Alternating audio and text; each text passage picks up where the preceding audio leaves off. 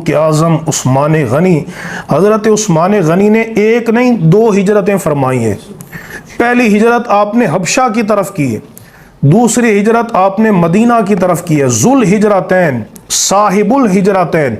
اور حضرت عثمان غنی رضی اللہ تعالیٰ عنہ کا ہجرت کے باب میں یہ تفرد ہے کہ آپ نے اپنی اہلیہ کے ساتھ حبشہ کی جانب ہجرت کی، یعنی سرکار دو عالم علیہ السلام کی لخت جگر کے ساتھ۔